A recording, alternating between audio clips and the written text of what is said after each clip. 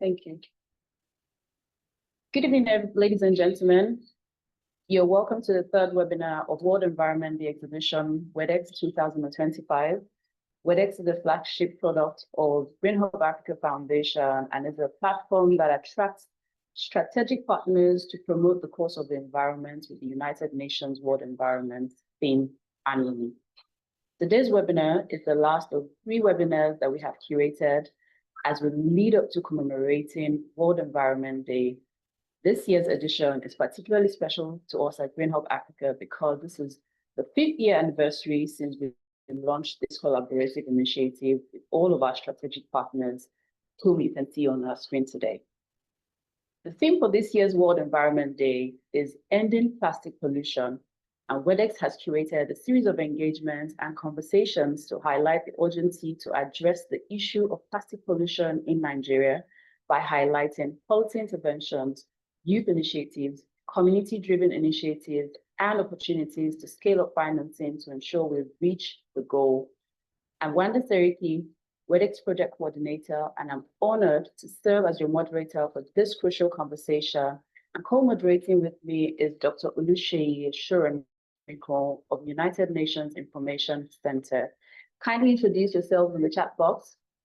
We'll be pleased to meet you all. The topic of today's discourse is Mapping Nigeria's Plastic Waste, Regional Insights, Challenges, and Scalable Interventions.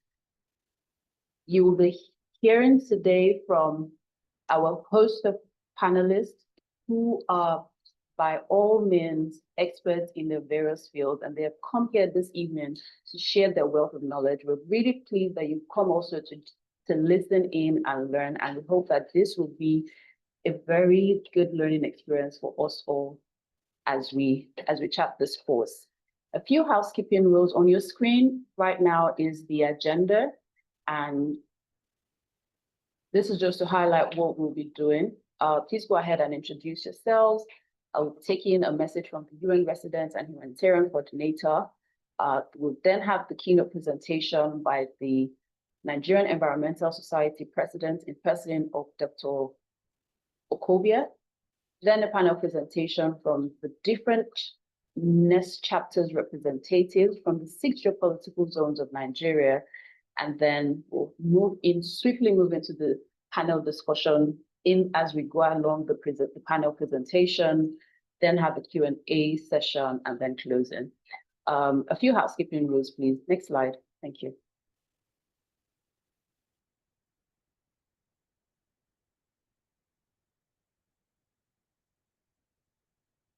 So here are a few housekeeping rules.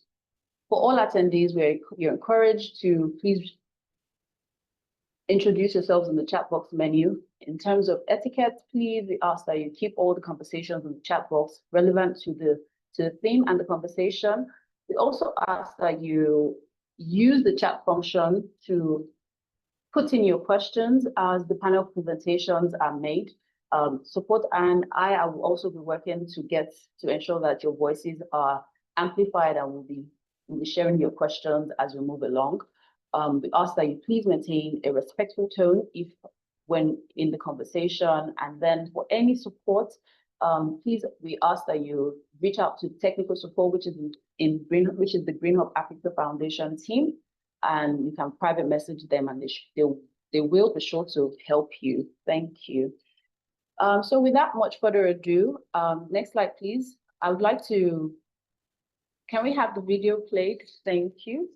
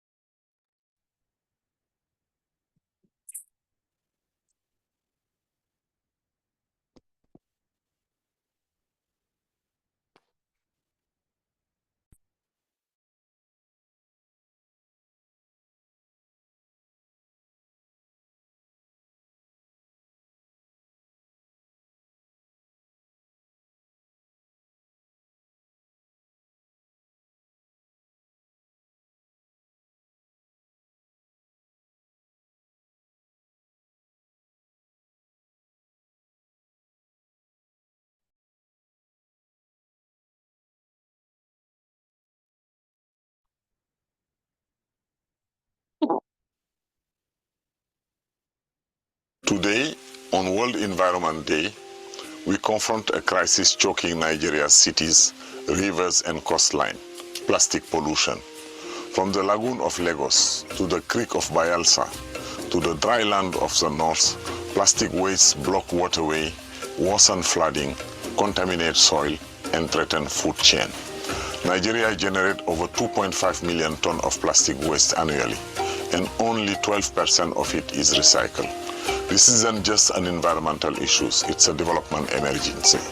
The government of Nigeria recognizes the National Policy on Solid Waste Management and the National Policy on Plastic Waste Management set a vision for cleaner, healthier and more sustainable communities. They call for integrated waste system, produce responsibly, behavioral change and circular economy pathway. The United Nations is standing with Nigeria, supporting local government, business and youth leaders to turn policy into action. We are backing scalable innovation to reduce plastic at the source. We are investing in jobs that turn waste into wealth. And we are working with community to advance climate resilience and environmental justice, aligned with Nigeria development priority and the 2030 agenda for sustainable development. As the UN Secretary General say, we must go further, we must go faster. So let's rise as one nation, one people to beat plastic pollution. Our future depends on it and our responsibility begins now. Thank you.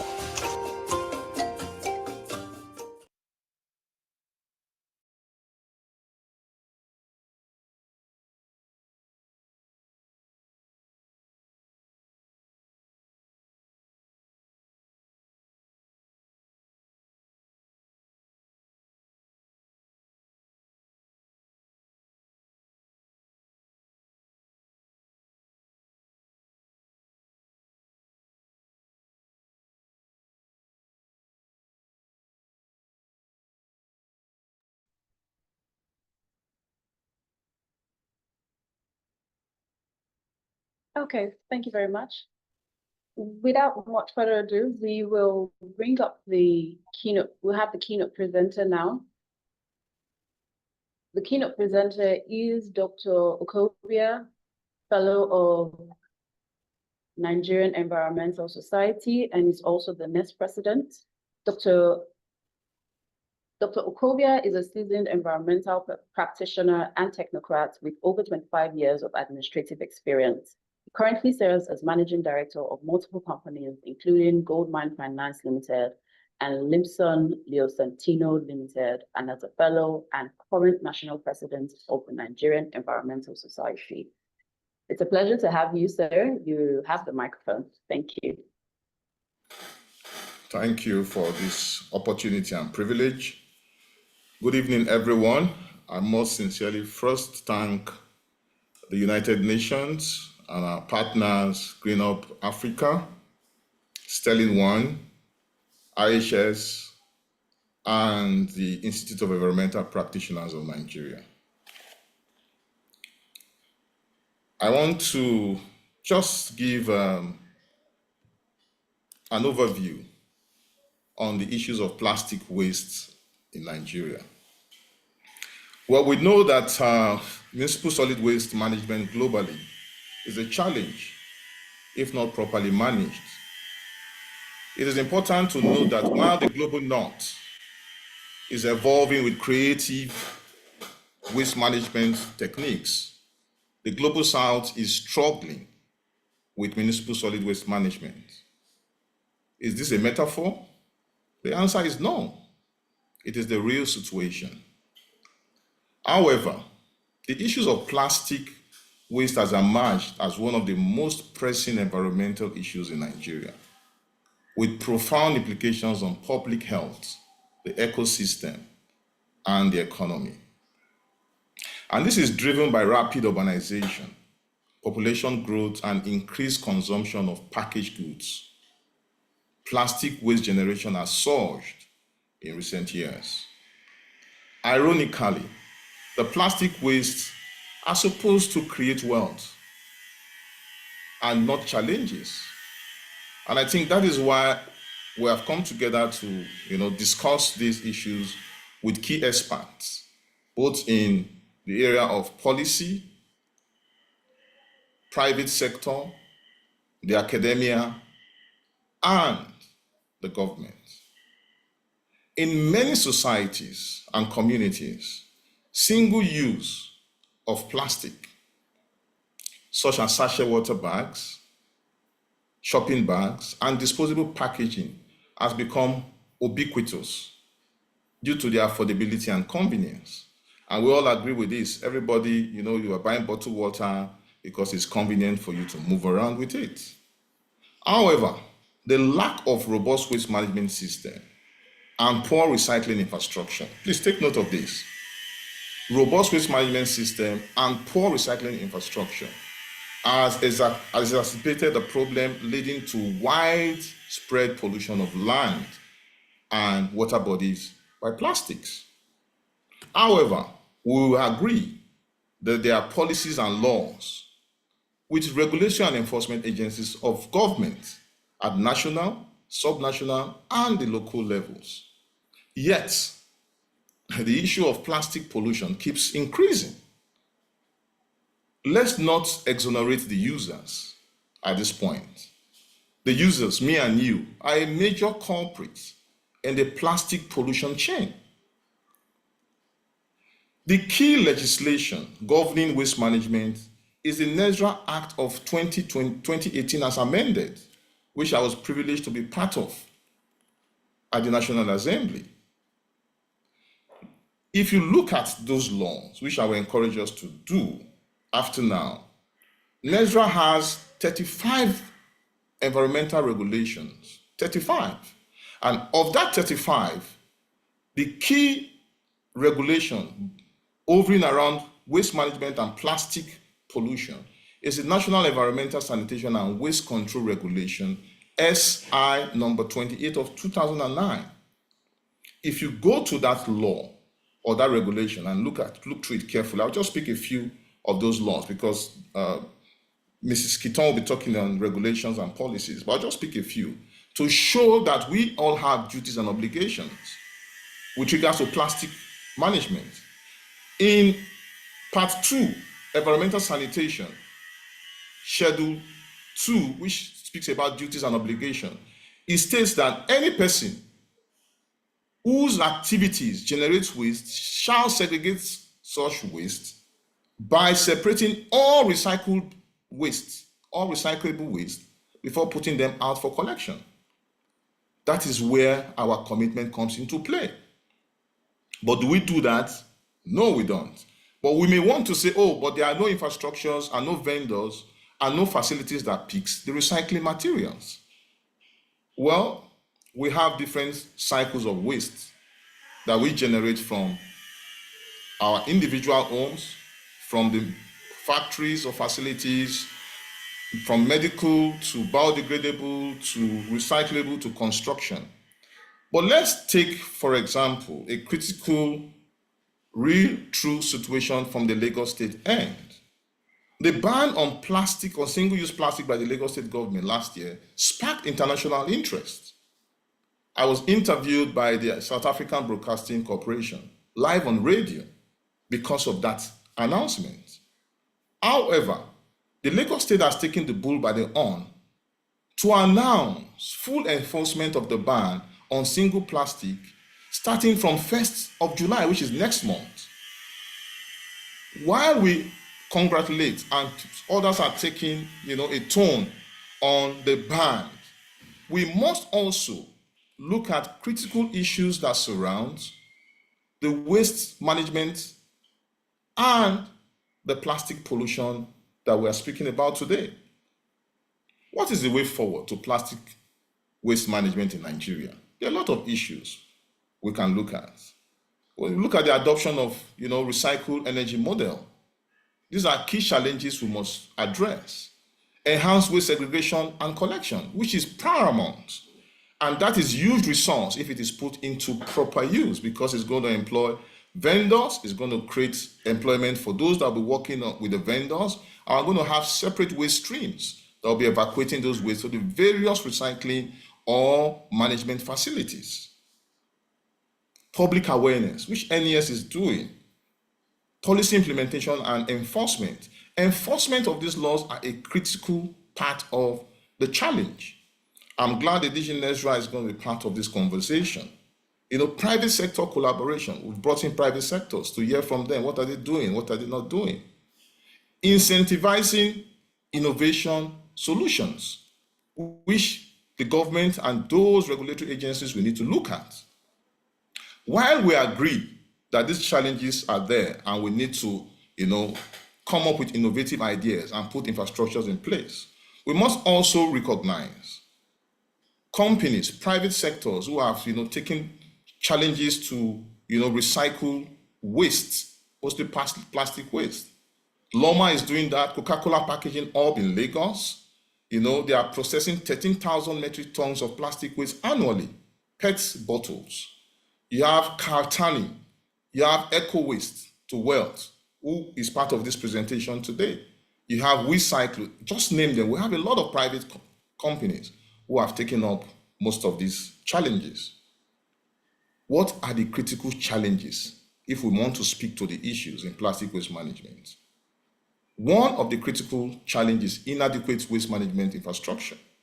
If you take a number of plastic recyclers, private sector in the country is just less than a percentage of the population. How do we manage this? So we need to bring in private sectors. We need to make waste management lucrative. There need to be more public awareness and participation. There need to be dependence. We need to reduce dependence on single plastic. What are the mitigation actions? There are short-term we could do by introducing cashback scheme or discounts for return plastic bottles. I think I want to commend UNIDO quite highly for the initiatives they've taken over the years, setting up different plastic waste recycling plants in Lagos, in Abuja. I've been privileged to be part of one in Abuja with the APB. We need to look at medium actions on developing private partnership, public-private partnership. I think that is very important. While we look at the long term into this and integrating circular economy. And that was one of my introductory statements. While the global north is coming up with innovative and creative ideas, the global south is still struggling. I don't think this should be the scenario. In conclusion, plastic waste management in Nigeria requires a holistic, multi-pronged approach that combines robust policy enforcement, investment in infrastructures, private sector collaboration, and behavioral change. Behavioral change is very important.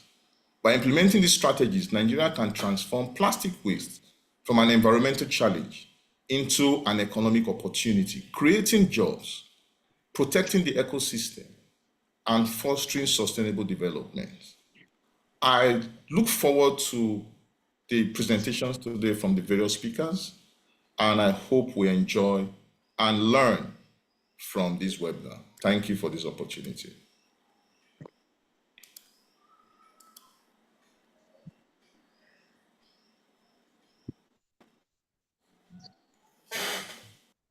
Thank you very much, Mr. President of the Nigerian Environmental Society, for this charge. A very good charge. Please go ahead, and our audience, I ask that you please, I see the emojis, applauses. Yes, please go ahead and give the president those applauses. Very, very germane points that you highlighted in your keynote speech to us. Interestingly for me, what I picked here is moving this environmental challenge to a profitable venture for us all and as a country. And if anything at all, your speech to us is the fact that there is poor waste management infrastructure, despite the huge tons of waste that is being generated, not only in Lagos, but across the country, and which is why this webinar has been curated for us to come inside here and learn about how we can chart this course. Interestingly, we're part of the policy that was done by Nezra and your insight in there also was very, very good. Thank you so much, sir. Without further ado, it would be time to have our panel presentations. And I'd like to call on my co-moderator to present our panelists to us. Thank you, Doctor. You have the microphone.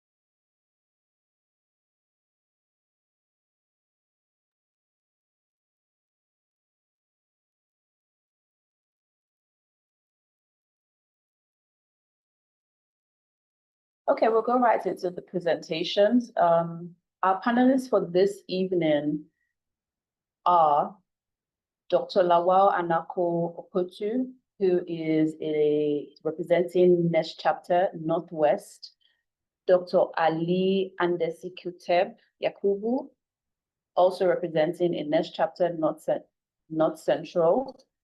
We have Mrs. Olakiton Oluwagui, IEP and Council Member, pardon me. Next slide, please. We have Professor Uzochukwu Ugochukwu, a fellow of Nigerian Environmental Society, and he is representing Southeast of the Next Chapter. We have Dr. Victor. He is a waste recycler in Edo State, representing South region. We have with us Professor Innocent Bariko, who is the DG NESRA, Nigerian National Environmental Standards and Regulations Enforcement Agency. We have Mr. Jevi Eduzuka, who is also, he is a waste management expert in Delta State, representing South region as well. And then we have Mr. Olatunji Oladipo, an Associate Director of IHS Towers Health and Safety Environment. Thank you. So in that order is how you will be presenting your papers. And we're ready to kick off the panel presentations. Our first panel presentation is from Dr. Lawal Anako Opotu. Thank you, sir. You have the microphone. I just want to say that the style that we're going to use for this webinar might be a bit different from the regular webinars that we've had if you have joined us in the previous ones. So we're going to take the panel presentation for 5 minutes, and then we would engage each panel presenter. And swiftly, that is how we're going to start the panel discussions as well. So we'll be alternating between presentations and the discussion. So please, as our panel presenters come up to give their presentations, please do well to take notes, ask questions, and we'll be sure to amplify your voices as we move along. But yeah, if our first panel presenter is ready, you can go ahead and open up your video first of all, and you can go ahead and have the floor once you're ready, sir.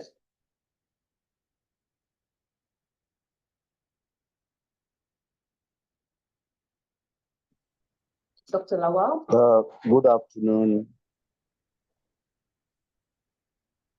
Good afternoon, sir. Hello? Okay, it's Dr. Ali that is speaking. Do you want to go first, sir?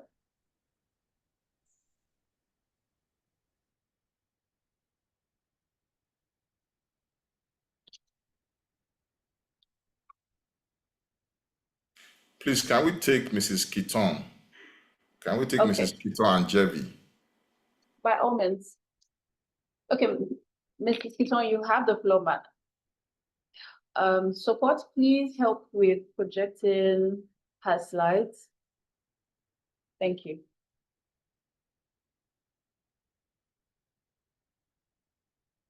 You're muted, ma'am.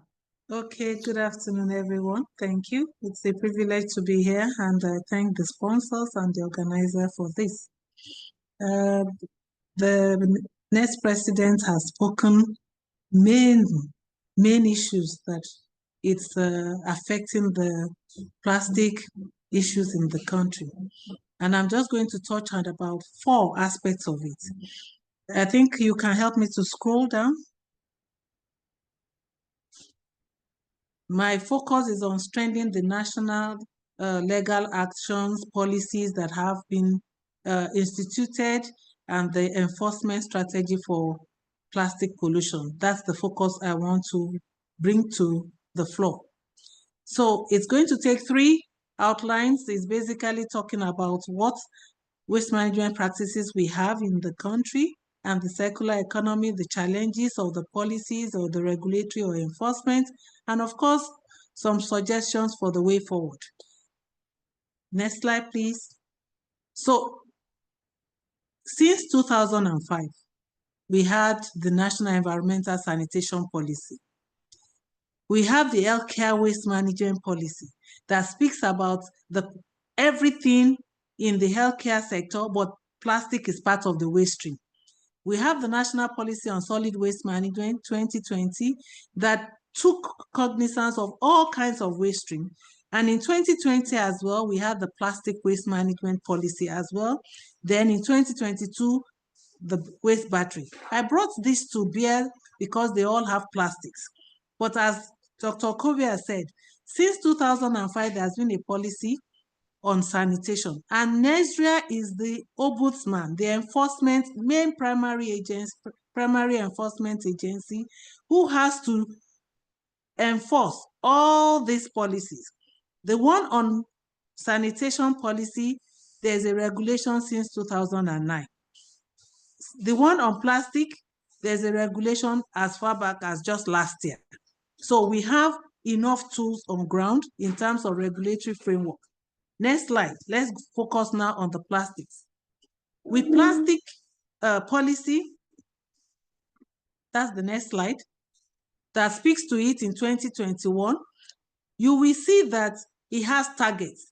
That policy recognized that there's increased consumption of plastic in the country, and also recognize the lack of capacity to tackle the plastic waste. So the country knew that as far back as 2020, and in 2021, they made targets from 2020 to 2028. And what are those targets? There are state targets, implying that each state needs to set its own target. And there was hope that they will use the baseline of 2020 to ask for a target of 50% and promote alternative materials to plastic. And by 2021, to have the extended producer responsibility become a mandatory, because in the Nigeria regulation, it was initially a voluntary tool. And then a 5% charge on grocery bags. And then, of course, by this year, 2025, to commence the phase ban on single-use plastics. And by 2028, to have lightweight bags phased out. This is the target in that policy. And it is important for us to know that the plastics regulation plastic waste policy is aimed to deal with even what Nigeria has signed as a country with the Basel Convention and MAPCO. So, journey so far, that's just the journey so far. So where are we? Next slide. The next slide, please. We have, through the national plastic policy, the country has been able to have regulations and then guidelines, to the extent that the guidelines has been the basis where we had the kind of the UNIDO and Japanese government coming to provide support for innovation, such that people can collect plastics and get some cash back or some token fund that they can use. There is a municipality action plan for plastic waste management, 2023, that speaks to what even the local government, that breaks the entire policy down to the level of little steps, what can be done. And a good thing is that beyond even just having the policy is the fact that the extended producer responsibility, because it was voluntary, now it's now mandatory. There is now guidance document such that corporate entities, the likes of all the beverage companies, brand owners, the likes of all the people that are, even whether it's automobile or even packaging, wherever you are with plastics, you have the responsibility to take ownership of your product from the point of design to the point of disposal. And towards that, that is why there's that extended producer responsibility. And that's the next slide. The next slide talks about it, and that's what is pushing the circular economy, such that each company, each corporate entity, whoever has decided to produce or to utilize plastic because of its use or of its ease of use, at the point of design, has to put into consideration how is it going to manage it, how is it going to distribute it, how is it going to handle it after it has been distributed for its purpose, its reuse, and its recyclability. This is the whole circular economy. This is the whole focus. And why is it not working? Next slide. Next slide.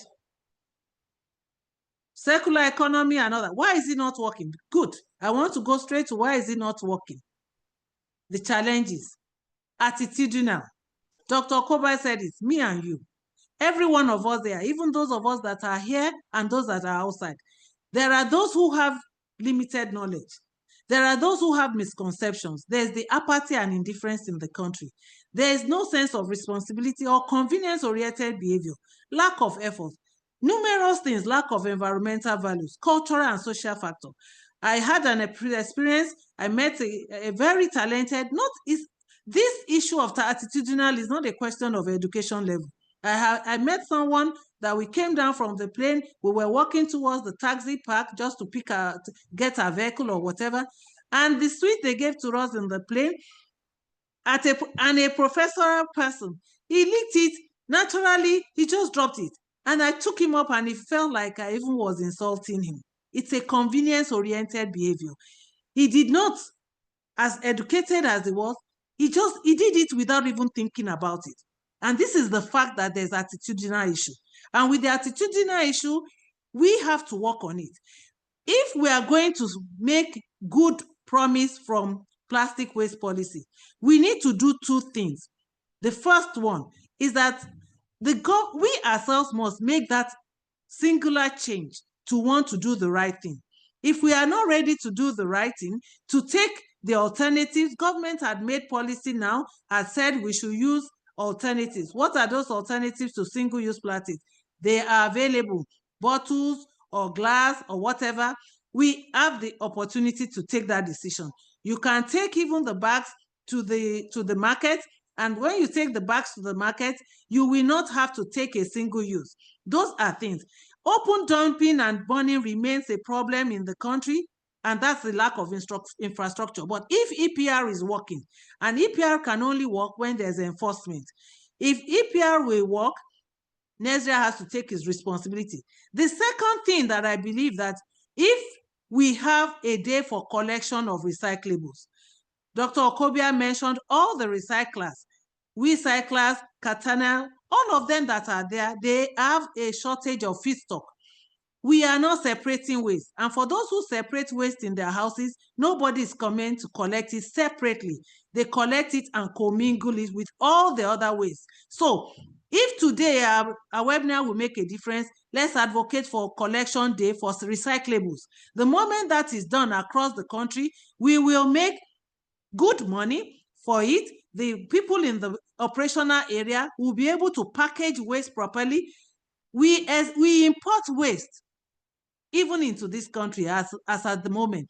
If we're importing waste, why can't we use the waste we are generating in our own country and make enough feedstock for the people who are into operation?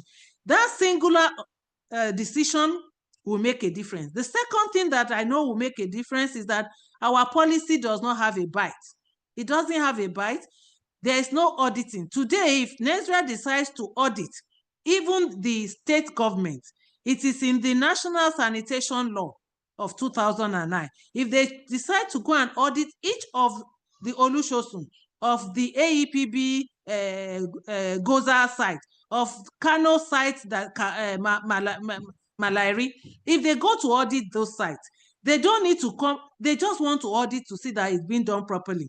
We will have a difference in our plastic waste management, and we'll have enough feedstock for use, even for other recovery, whether it's for generating electricity or making new products and doing a number of things. This, I believe, is the way forward. Otherwise, we will just go in the way it's spoken in the north, plenty to Renchi. Thank you very much. I know the finances is there. That is what EPR is for. And the EPR is to support the government so that it takes the waste stream that can be recycled out of the general waste stream, so that government deals with the rest. And if that is done, we have less burden on our hands. Thank you very much.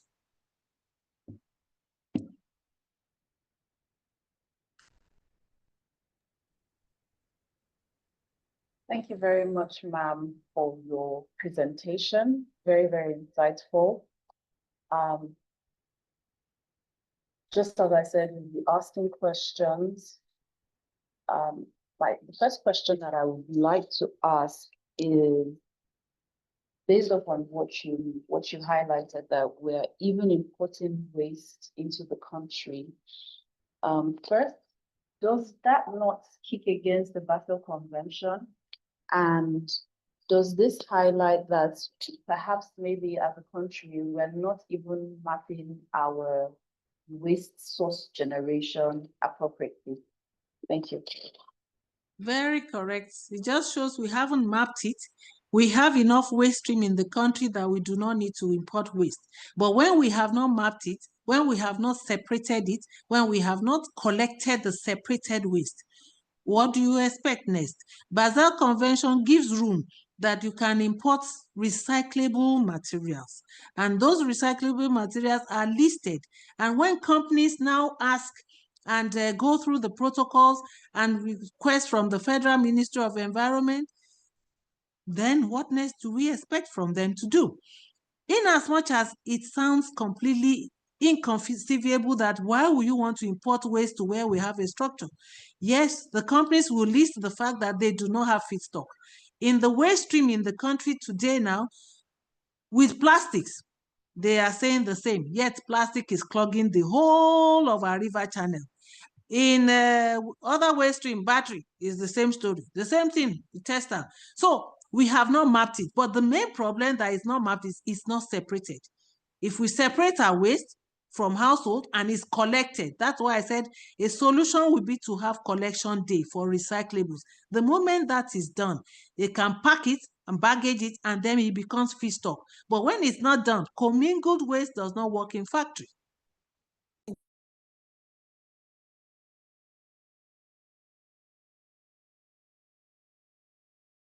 I'm sorry, I lost you there, ma'am.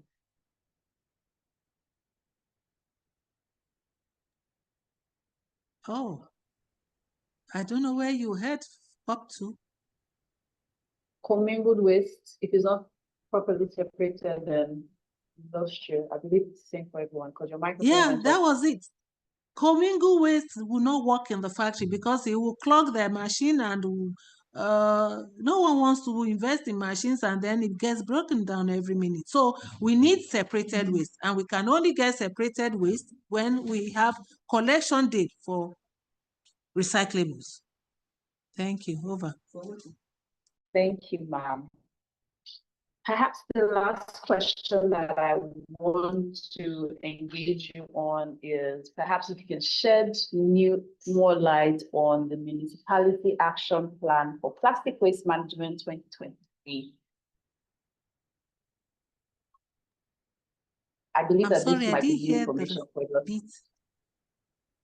Okay, I said the last question that I would like to take you up on is if perhaps you can shed more light on the municipality action plan for plastic waste management 2023 that you highlighted. Definitely, we all have to go back and read, but Okay, yes. just share it. Thank you, ma'am. The same Ministry of Environment have municipality action plan.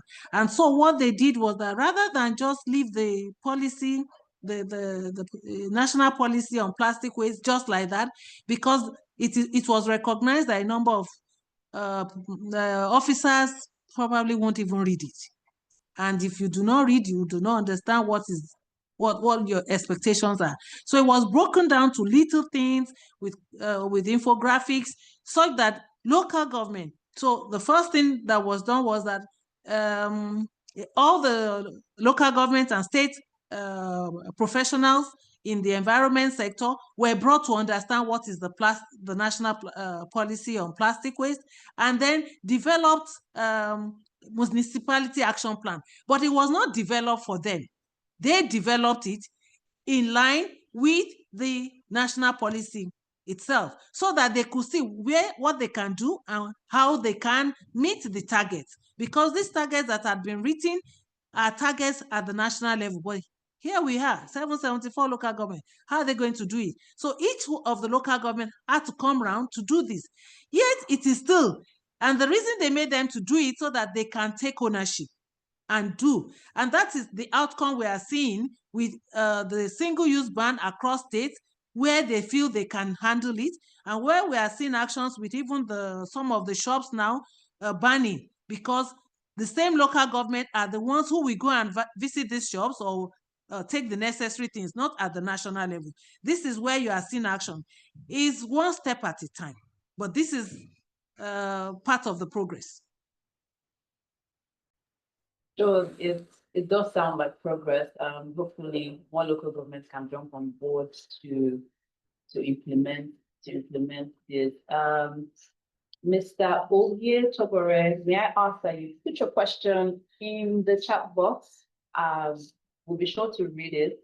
We need to move swiftly with the presentation, and then we'll come back taking questions. Thank you very much for your intervention. May I ask if Mr. Jebi Eduzuka is ready for his presentation?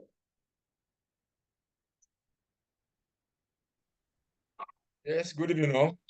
I'm ready. I can share it. Sir. Okay. Admin, please stop sharing so that he can take over the screen. Thank you.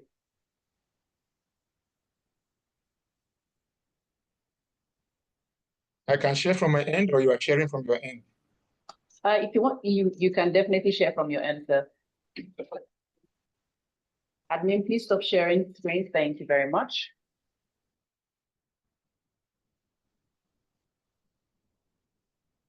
Let me share.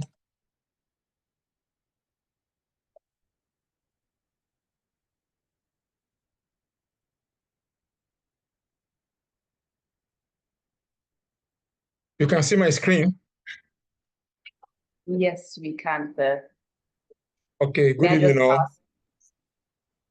Good evening, sir. May I just ask that you enter in full screen in slide share mode so that it's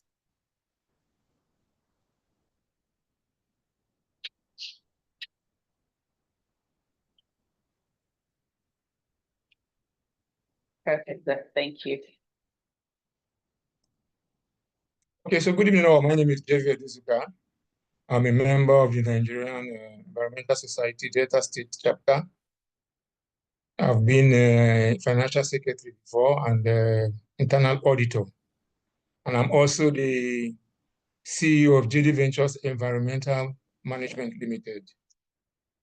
So essentially, okay, my presentation I'm coming in from what I'll call on the ground level of waste management, and which also involves plastic pollution. We see the waste at the ground level, at the bottom level. And my passion is trying to see a clean environment. That's why you can see that I just got a picture of a clean street, how streets should look, and how many streets will look on your look in Nigeria on your right. I practice waste management in a local government, which is in Delta State. Waste management is a very Herculean task. In Nigeria, it's a challenge. We find that we don't seem to be able to handle waste at all. As mentioned earlier, you even have educated people throwing waste out of cars, throwing oranges, biscuits, packets, everything everywhere. And it's Herculean to really manage this waste. So Udu is one of the local governments in Delta State, one of the 25 local governments, very close to Warri. It has some big towns, including Alaja, you know, the steel company, and Oluworo. Now, we have challenges in managing waste in Udu local government, Warri Delta State, which is just like what we have in Nigeria. And plastic waste is one of the constitute a major percentage of municipal solid waste in Nigeria. As mentioned in the presentation from the UN Information Desk, we have about 13% of our municipal waste is plastic waste, but it tends to cloud everywhere. That when you look at it, you sometimes think it is it has a higher percentage. Now, in Udu local government, as a waste practitioner or waste management company, you are registered with the Delta State Waste Management Board, and you also go to the local government where they give you permits. We work in waste collection and disposal. And I would say, as the national president mentioned, at the level we are in Udu, I will call it rudimentary, elementary, and let me just say on the ground. These are just pictures of some of the waste bins that have been cleared, then illegal dumping, which you see everywhere. Now in Udu, there are 39 waste collection and disposal zones managed by various waste management companies. And you go about getting residents to register. Sometimes we go with the task force, and many residents don't register. They patronize illegal dump sites. You can see the ones here. And sometimes even open spaces near schools, like the picture 5. Once the children drop their waste on the ground there, everybody in the area begins to drop waste there. But it was cleared. So I control one of the zones, zone 8, and we use presently 3 dump sites. The government dump site is closed, it's not working. The 3 dump sites are in very outskirts of town, very difficult to reach. And waste are just dumped anyhow. But we thank God that we have some waste pickers, I won't call them scavengers, who help to do some segregation there and sell. Now, these are the roads to the dump sites. You can see that most times the vehicles sink, the vehicles get bad, they break down. By the time you are supposed to do maybe 2 trips in a day, you end up doing 1 trip in 2 days. And the residents will be complaining that they are not coming to take our waste. Truck is broken down at the dump site. These are just pictures of some segregators at one of the dump sites at Oleri, where they gather this waste and resell. Now, I will look at the challenges. What are the challenges that we are facing? Some have been mentioned, but I want to mention it here, that we have poor funding. You find that most of the waste managers are struggling with their own personal funds. I bought a compactor truck with my own money, with a loan. And the compactor truck is broken down now and had to be sold as scrap because you are not able to make enough money. You are not able to get good mechanics. The roads are bad. I think somewhere along the line, I will show the truck sank, and we have to use crane more than 2 times to bring it out. There is no government support. I hear about policies. I hear about regulations. But I tell you, you cannot see these regulations at the local level. As the madam just spoke about now, talking about environmental plastic waste control policy, in which the local governments were invited. I went to the local government to give me the law that governs local government, the waste management in the local government. And the law registry, legal department told me that they don't have any, they only use the national laws. And most times they only want to get revenue. Cost of equipment are very high. In fact, presently very, very high now. You know, we don't have any organized way of segregating waste. Even when you go to the people in their places, all wastes are put together and are dumped together. My system is hanging, it's coming. Just want to run through this. Yeah. Then you come to tariffs, payments of rates. Most people don't want to pay rates. They just look at it that, why should I pay this kind of money for you to take my waste away? Spare parts, I've talked about it. It's becoming increasingly difficult to get workers in the waste sector. Sometimes I look at it as if someday we'll have to use machines because the boys don't want to do this kind of work. They don't want to be seen doing this. They now tell you, just pay me, I work 3 days and you will see me again.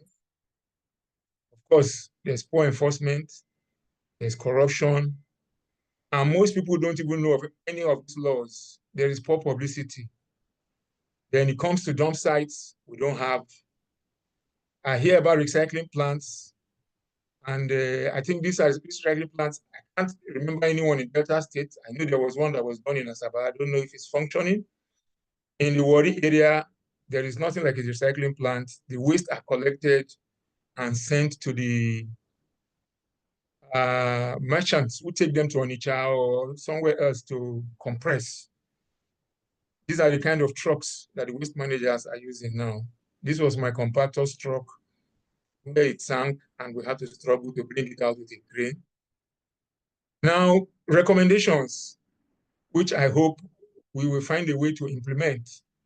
I will want us to have something like a waste clinic where all the stakeholders will come in, we bring in experts, we bring in the practitioners, we bring in the enforcers, and we discuss and see how we can implement some of these things. I met the local government environment supervisory counselor, and I discussed with him, and he told me, let us try and organize something on a World Earth Day, World Environmental Day, and we are working on it. Hopefully, we will use it to bring the practitioners, the university lecturers, stakeholders to come and discuss on how we can run a good waste management system at the local level.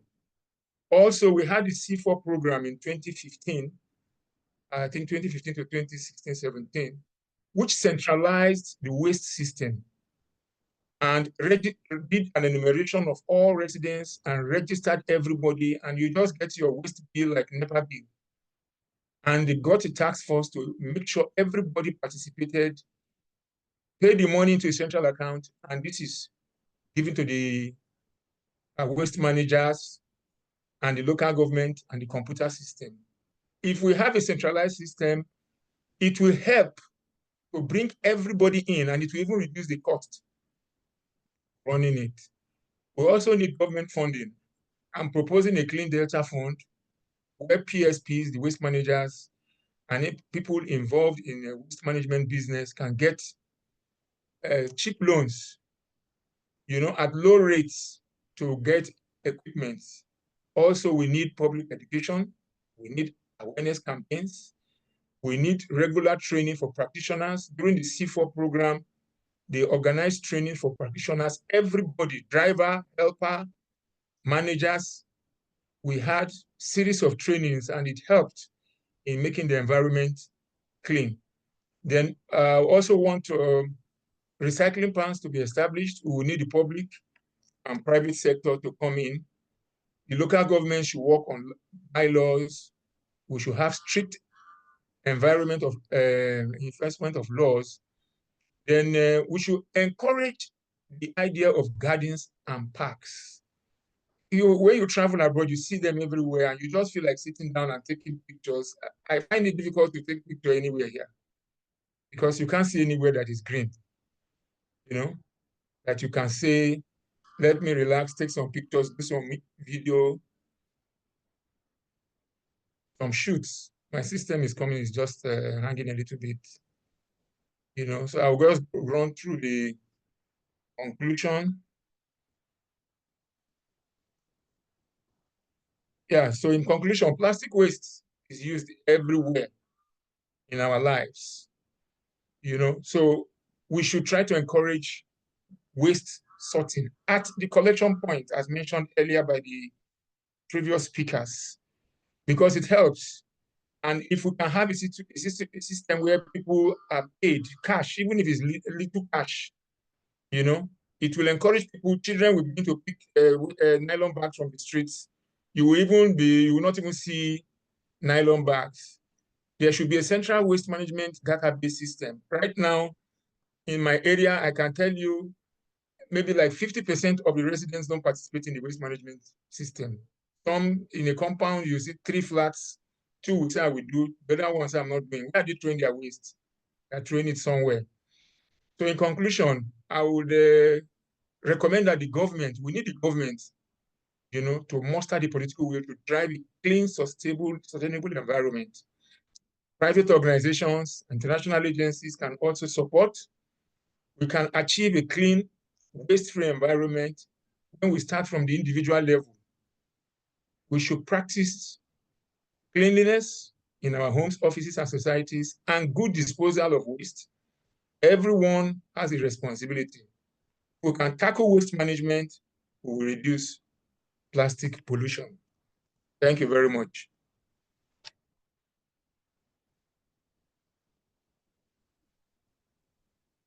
Yes, thank you so much, Mr. Javi Duzuka, for that insight. It's quite interesting listening to you and getting to understand that you operate at the grassroots level. We are moving very, very well in time and on point. The national president talked about incentivizing innovative solutions. Mrs. Keaton talked about improving collection and diversion from landfill. Now, Mr. Jevi Eduzuka is also talking about providing incentives for collection and recycling. So there are areas of convergence that we have seen so far. Thank you so much. Are there questions that we can quickly take, which Mr. Eduzuka can quickly address before we move to the next presenter? Over to you, very distinguished participants.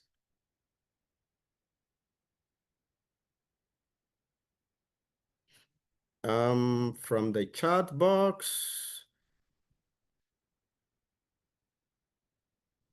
There aren't any in the chat box. From the chat box, someone is suggesting, yes, the issue of public awareness is still being flagged in the chat box. It is not one-off activity. It has to be community-oriented. Yeah, thank you, madam. That has always been a recurring salient point since we started. Someone is also suggesting a community-based solution that can take us away from plastic waste. Yes, it's still Madam Keaton Oluwagbui. The leaf called Tomacoccus danieli is good for wrapping foods and can be recycled as organic fertilizer. Yes, we need innovators who can turn it into packaging materials that will replace the single-use plastics on our streets. We've seen this in so many countries, especially in Southeast Asia, where leaves that are well known within the communities are being used for packaging, taking the place of plastics. Still looking at the chat box, even with the press, yep. yes, lacks the attitude of compliance to those laws. Yes, that point has been made. We talk of policy implementation, enforcement of laws. That was mentioned by all the speakers so far. So we continue to talk about that until those that are responsible for implementation and enforcement of policy and environmental laws do something. And we can contribute a lot as whether civil society expert in the space to advocate. And the more you advocate, the more attention you draw to that issue. We need to create environmental forecast, media and social information system that we educate, sensitize, and caution citizens on illegal waste dumping and waste management. Thank you for that. That's from Innocent Effiong. Thank you for that. On this note, I want to quickly move to the next presenter so that we can save time. I don't know if Dr. Ali Yakubu is ready, the North Central next chapter, from the North Central chapter of the Nigeria Environmental Society. Dr. Ali Yakubu, are you set? Yes, I am set. Good evening, Dr. Wande and everybody in the house. It's sincerely my pleasure to do a presentation this evening on the overview of plastic waste management and proper solutions to the pollution in the North Central region of Nigeria. I believe you can help me to share my slides from there because I'm actually having a very unstable network and wouldn't be able to do much from my end. So, plastic pollution in Nigeria, as we all know, is a very significant environmental problem that is fueled by high consumption of single-use plastics like sachet water, plastic bags, and even food packaging, coupled with inadequate waste management infrastructure and a lack of awareness about proper disposal and a weak regulatory environment, which contributes to this issue. And this presents very significant challenges in central Nigeria due to factors like inadequate waste management infrastructure and the like. You can see the picture of how plastic waste are actually spuriously and inappropriately disposed within the environment, which we all know can affect the soil quality and can equally affect water quality as time goes on. Now, we have some challenges that this plastic waste have actually posed to our immediate environment. We have the issues of poor recycling facilities. We have limited capacity and ineffective recycling process that leads to high percentage of plastic waste that are unmanaged here and there. We have limited landfill capacity. We also have overburdened landfills that contribute to pollution. Insufficient waste collection trucks and poorly managed dump sites exacerbate the problem across the North Central region of Nigeria. If we can see, just look at that picture, from the next slide, you can see a heap of plastic that are not managed. Is a dump site.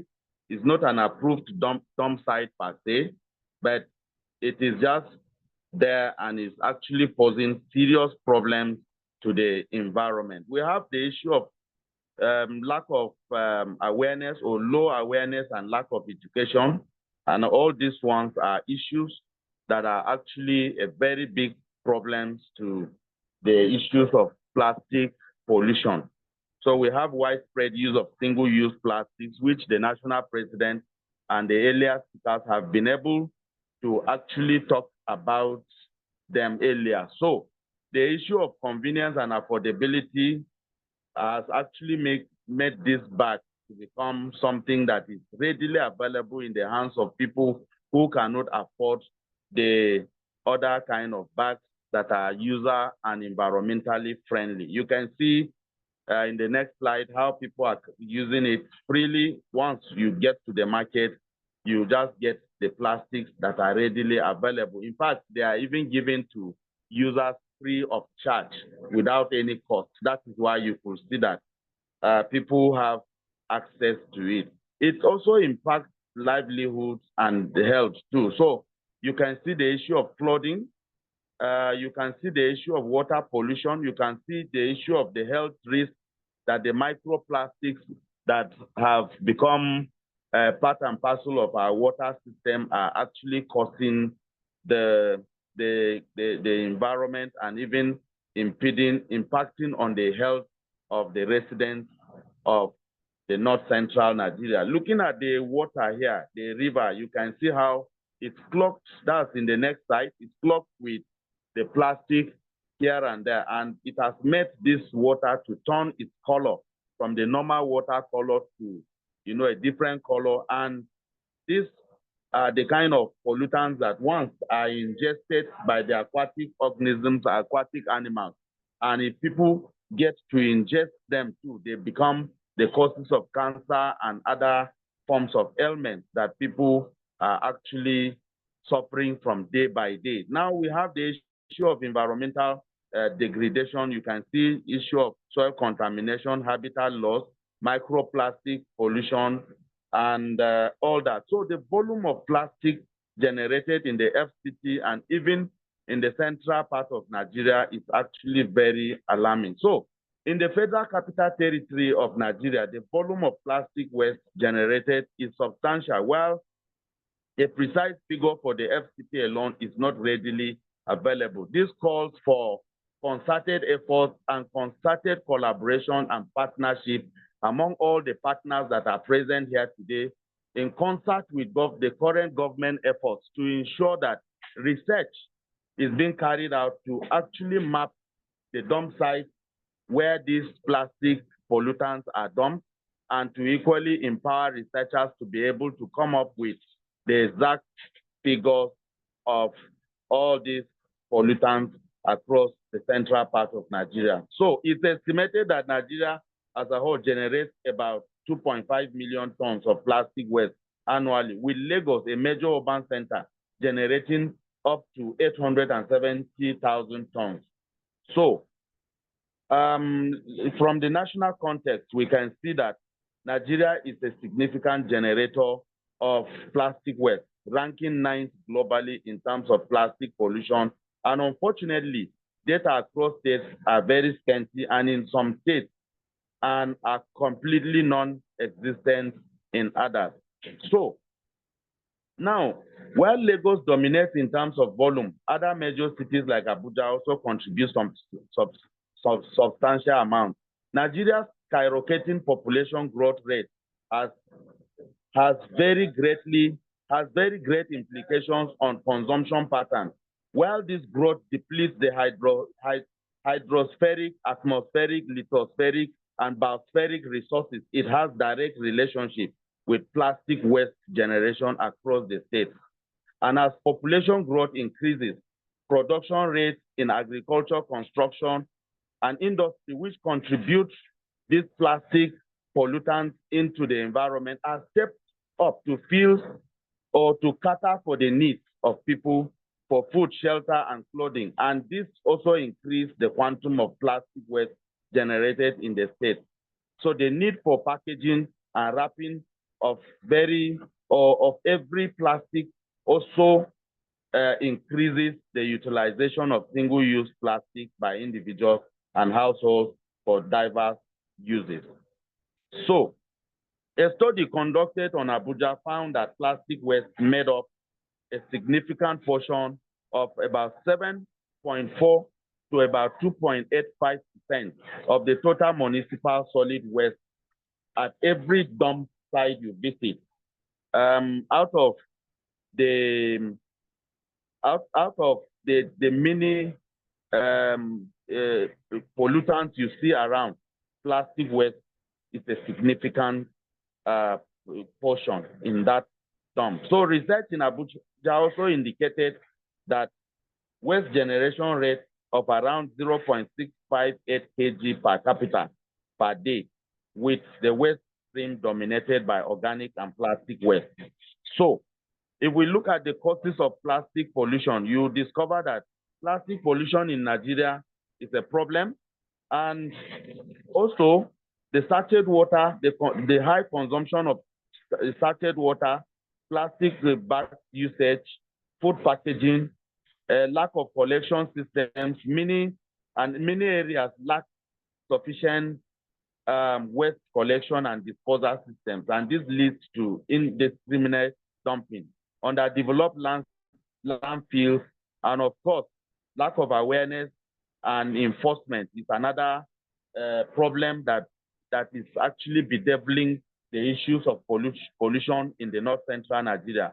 So if you look at it critically, you discover that consumer behavior, just like the earlier speaker mentioned, you discover that some people will just use this plastic waste and dump and just throw them away anyhow. So we really need to change our attitudes, because we have negative attitudes towards waste disposal, such as burning plastic waste, which is a contributor to the destruction of ozone layer and atmospheric degradation. So there is weak regulatory framework. We have industrial and even commercial practices. To most industries, in spite of the fact that audits are being carried out, the initial EIA have been undertaken.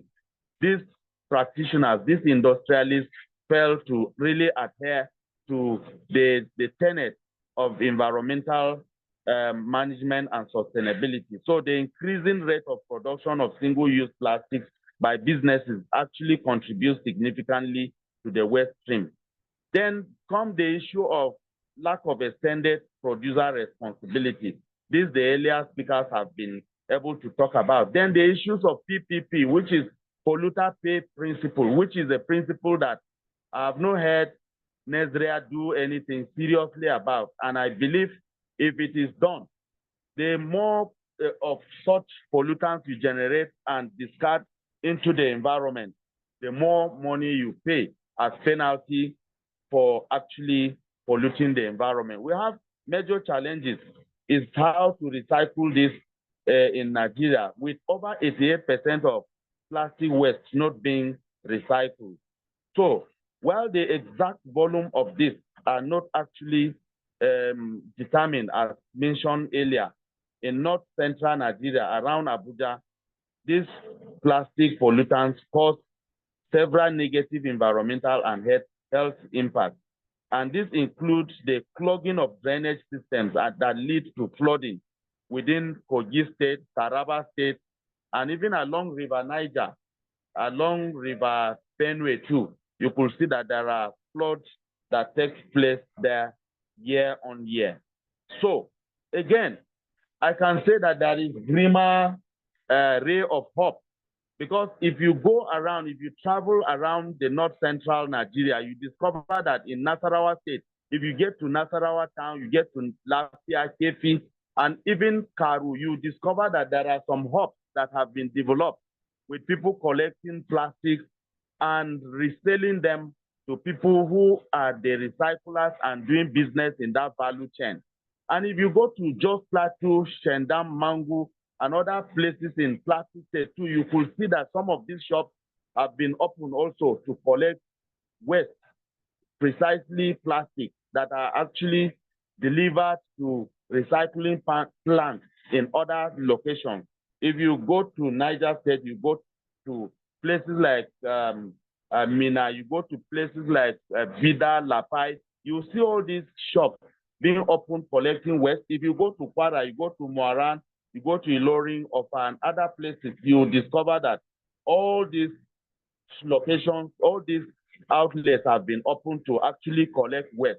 And just like the national president mentioned earlier, if we are going to give this set of people or these entrepreneurs, these environmental entrepreneurs, a kind of incentive that will enable them to do more, to collect this waste from within the environment, I believe that every form of plastic, whether single use or the ones that have been banned in Lagos, truly speaking, you won't see waste anywhere littered and polluting the environment and actually becoming a problem. So their impact, you see the aesthetic degradation, you see the littering of the environment here and there. You can see that it impacts tourism and investment due to degraded environment. It impacts wildlife.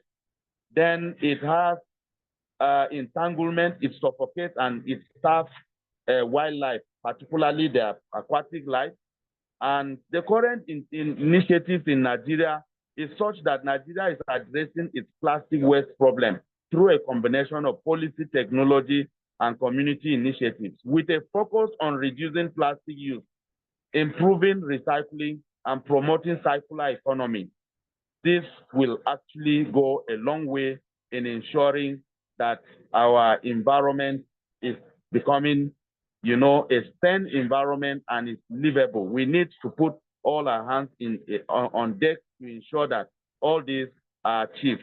We can actually do what is called waste to energy conversion. We can explore the option of converting waste to energy technologies to convert plastic into usable or useful energy, which is another promising strategy that we can actually, imbibe to ensure that our environment becomes livable. So we need to actually dwell on the following strategies to ensure that we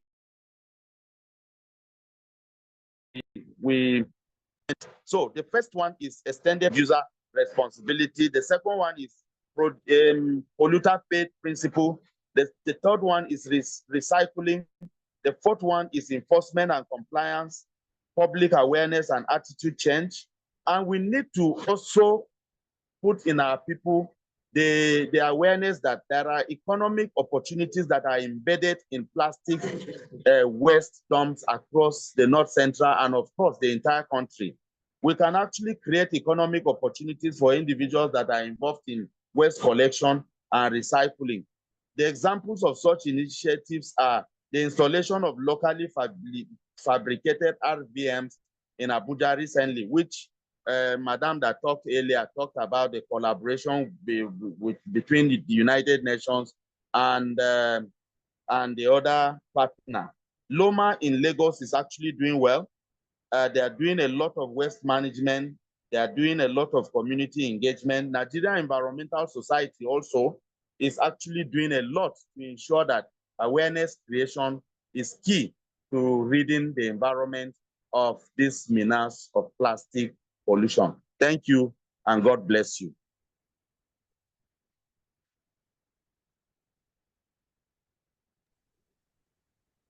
Thank you very much, Dr. Ali.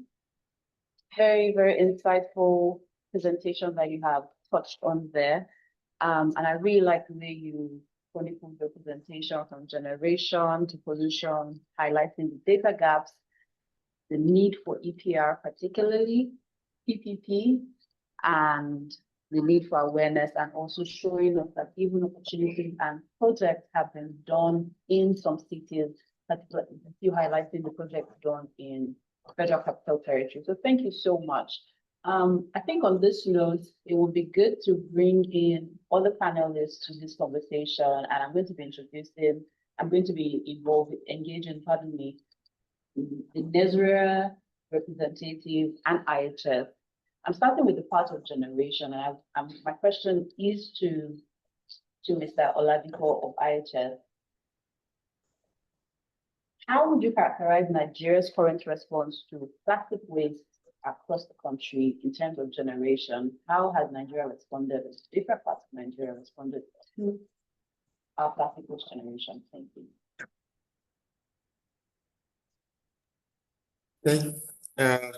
Thanks, Ms. Wande, and good evening, everyone. It's been an interesting conversation. Please confirm you can hear me. Okay, thank you. So it's been an interesting conversation, and I mean, it's very important to say that every opportunity when we discuss issue about the environment, there's no way you're not going to learn in such conversation. So it's been a learning section. It's been knowledge sharing, and happy to say that for everything that we take away from today's section, even if it's one or 2 points that we all try to put to use and practice, it will then make the right changes that we desire. So going to the question, right? How do we see Nigeria in managing one-use or single-use plastic, or managing the plastic waste? For me, I keep reflecting each time I see people the way we discard the single-use plastic. And it turns to me to say, okay, even if all of us are not able to go out of this country and see how it's managed as well, we have a few of the country that have gone out and have seen it. What then can't we use this knowledge that we have grabbed elsewhere and then translate it into the entire populace? But one important factor for me is the regulation. I mean, thanks to all the other speakers earlier, Mrs. Kiton actually made my point when she enlisted various policies that specifically speaks to plastic pollution, plastic waste management, and then all of those regulations. And for me, it's not just about the regulation. One big problem in Nigeria that we really need to work on is we have regulations, we have them in the books. I mean, long list of them.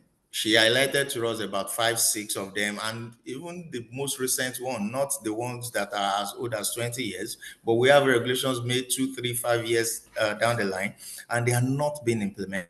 The implementation of our regulation in the country is one of the start point of our failures of those regulations. So about the policy on plastic waste management of 2021. I remember we had a series of workshops and conferences before these regulations were made. I was able to attend a few of them, like 2 or 3 times. And Nigeria, Federal Ministry of Environment, and all other stakeholders, bringing everyone together to put heads together and put all of these in place. But then one big gap in that space is, how then do we leave it to the hands of states to decide how they want to move on the roadmap? If it is a regulation, if you find it as a problem in the country, we need to unify and make it a singular policy across board, not each state deciding on how they want to move. We see how it's been. Lagos State, for instance, we've all made reference to, I'd move on to say, I want to take the bull by the horn and I'm going ahead with it. So if every state are able to do that, then we say, yes, it's good. But it's clear that every state is not able to do that because it is not the same priority for everyone. Our priority levels are different. We are not having the same priority. The way I see waste issue for a Lagos state is going to be entirely different from the way I see a waste issue for a Kwara state or a Kogi state. Comparing the population, the environmental impact, Lagos State knows that if I heap waste or and I don't manage it, I'm going to block my waterways, I'm going to be exposed to flooding, and then I have the population that will generate that waste, and then I have the elites that are going to be very conscious of what they use or what they're doing. But comparing to other states where are less urban city, it's not going to be same. So it's not same priority for us. So we're not going to be treating it on the same pedestal. So for me, unifying the policy, making it a one policy for all, and creating that enabling environment for enforcement. Last point on that for me is we need to look for a way where we need to attach costs to not adhering to the policy, right? For what has worked in this part of the world is that anything that is not finable, you cannot fine people for violating it, then the policy drags to stay. But then when it's a finable policy, people tend to comply because nobody wants to be on the side of the fine. So one of the areas where we really need to work is regulators from NESRA and the government in the entirety needs to ensure that this is a unified policy and then it's a finable policy. I would stop there and maybe if there are more time, we can then speak on. Thanks. Thank you very much, Mr. Aladito, for your intervention. I think I'm going to anchor on your second to last point, which is around regulation, and I want to bring in the representative of NESRA to speak about, first, the point that Mr. Aladito made about fines. How has that worked out for NESRA? Has fining violators helped in addressing soil pollution and water pollution or any other type of environmental violation? How has giving fines helped in addressing this issue? And then I can come back to my next question, which is around data, because then again, we understand that as a regulator, data should be the core of your processes. Are there existing gaps in local data and also in monitoring that is impeding policy formulation and implementation end to end? Thank you.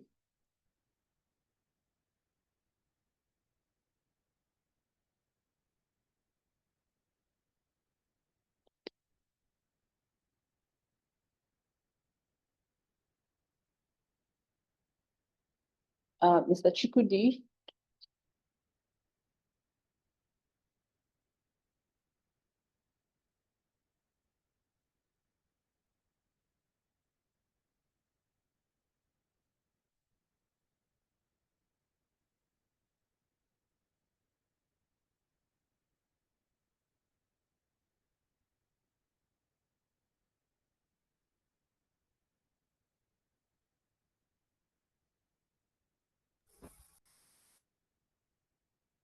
Okay.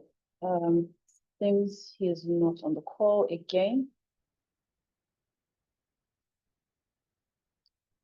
He's asking you to unmute him.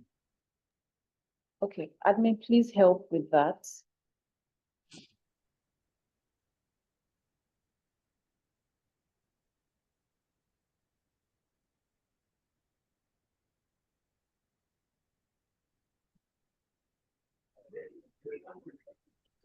Yes, you can Hello, speak now. everyone. Hello, everyone. Can you hear me? Yes, we can. Sorry for the inconveniences. In fact, we're traveling. We're at the airport, and but I have to make this input because this is very important. And NESRA, it's as a regulatory organ for the waste management in the country. I want to thank the organizers of this program for inviting us, and also want to thank the next president for his thoughts and all that have said, and Madam Keaton and other presenters. Now to some of the things that have been mentioned. The last speaker talked about regulations, especially for the plastic waste control. Unfortunately, that regulation, as some of you have noted, gathered a lot of stakeholders' engagement. They participated to ensure that that regulation was well designed and put forth. But the issue now is that regulation is still not enforced because it has not gotten to the final gazetting. And without it getting that final gazetting, the agency cannot do anything. And we're still waiting from the Minister's Office, Federal Ministry of Environment, for that to be concluded. As soon as it's concluded, as you can see, from last 2 years, when we started the development of that regulation, the producers who are among the major people that put plastic in the market participated actively. not just for the development of that regulation, even also for the development of the national guideline for the implementation of extended producer responsibility for plastic packaging. And targets were agreed upon that will be met. All these things are well detailed both in the regulation and in the guideline. And in the regulation, there was also provision for penalties, the amount, and all that. And not just that, these things, the agency cannot do it until this regulation has been finally gazetted. That is the main point, major point we're going to make here. And also, the other part with regards to environmental management in the country, there is the concurrent aspects of what the states have to do in our grand norm. The states have the responsibility to manage and maintain the dump sites, the collection of waste in their states, and also the local governments. But the agency building and working through what has been put in place in the national policy. We have the national policy for plastic waste management 2020 that was developed with the support of UNIDO and other experts that was developed. And not only that, even last year we launched through UNIDO support also the single-use plastic guideline. And the agency have also, like I mentioned before, have developed the guideline for implementing EPR for plastic packaging. All this said, all these things are already on ground, but the agency will work with this until when it is finally gazetted. But I want to thank the producers, because most of them that participated have already gone ahead to start implementing some of the things that have been talked about in that regulation, which makes plastic recycling very difficult. You know, we've talked about multi-materials, multi-layer, colored plastics, and all that. And that is why, because of the investment some of these plastic producers have made, it have enhanced collection. Take, for instance, the water bottles we call the PET bottles, polyethylene terephthalate. Even in parties, in the villages, the elderly ones knows that they can make money from these bottles. And this is because the producers have already engaged. They are subsidizing, they are incentivizing some of the collectors and pickers through several means. A lot of startups have been engaged. They have been financed to be collecting this, because the provision in the regulation talks about the minimum content for recycled materials, especially in the polyethylene terephthalate. We also have it for the HDPs. And so this is trying to enhance the recyclability of these materials. We are not just targeting when the waste are on ground. The agency is targeting the control aspect of this plastic pollutions. Because if all the plastics are designed from the producers in such a way that they are recyclable, it enhances the recyclability of these plastics. There are about 4 companies in the country today that are producing recycled PETs. And these are because this regulation talks about it, and the producers are already working on that. This recycled content in this PETs is helping to reduce dependence on virgin materials. And also, we are talking with some of the people that are also putting flexible plastics on the market, because this is where we have the major concern, the food and beverage sector. These are where we have most of this packaging. But kudos to the FCMGs, the fast-moving consumer goods, and the multinationals in the country. They are doing what they are doing. But there are more of the small and the medium-scale producers in this country that have never subscribed to the provisions of the Extended Producer Responsibility Program. And majority of the waste coming from their packaging are part of the thing impacting on the environment and the social well-being of our people. So, but we are just hanging on, and we are raising awareness with the producers and all the the stakeholders on this ground to do what they need to do, especially in the product design, number one, then subscribing to the extended producer responsibility program, paying for the EPR fees so that it will enhance the activities or the work of the producer responsibility organizations, like the PROs. Example that we have for the food and beverage is the Food and Beverage Recycling Alliance, that are doing what they could do, especially with the funding they have gotten from the, I think, about 43 producers that have joined to this alliance.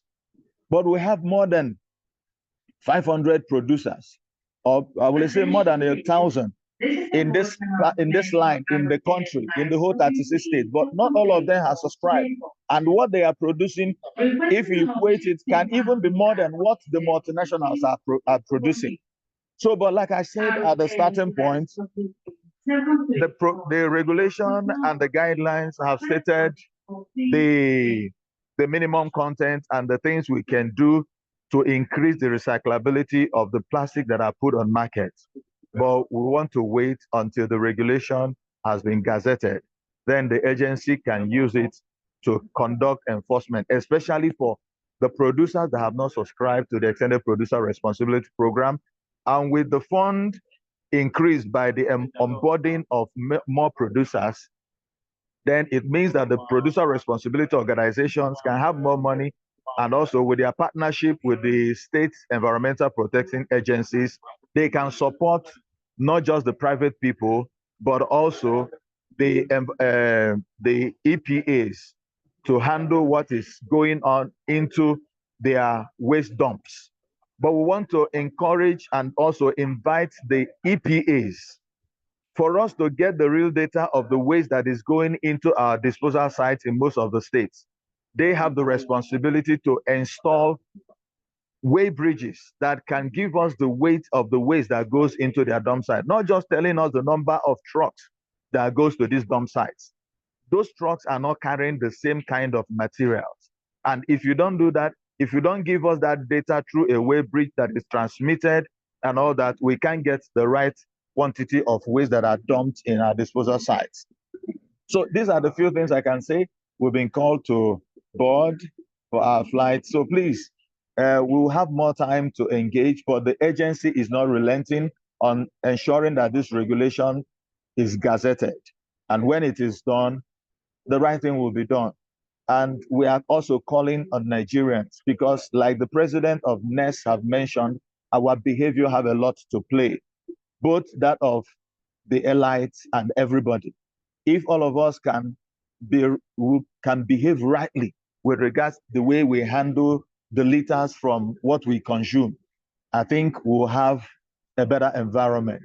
We know that there is issue about getting this waste management equipment, but when the majority of the people engage into this extended producer responsibility and support the payment to enhance collectors, the recyclers to do the needful, we will enhance our environment and the activities we do in waste management in the country.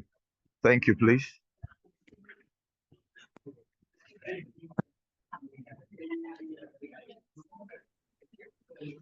Thank you very much, sir, for your intervention. Duly noted, the agency is not relenting on our oars in ensuring enforcement of environmental pollution and enforcement in Nigeria.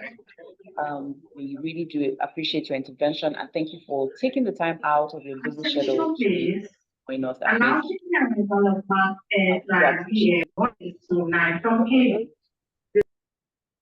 We truly appreciate, and your points are duly noted. Just to amplify the voices of our audience, someone is asking, Dr. Vincent Oja has asked, what can NES and other stakeholders do to ensure the implementations of existing laws?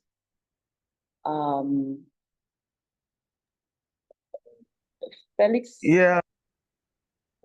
Okay, is that for me to intervene?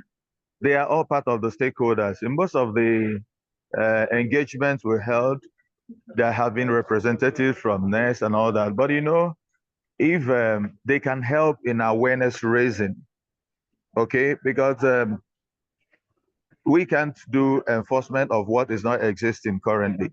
Even the sanitation and waste control regulation, like the president rightly mentioned, is National Environmental Sanitation and Waste Control Regulation 2009.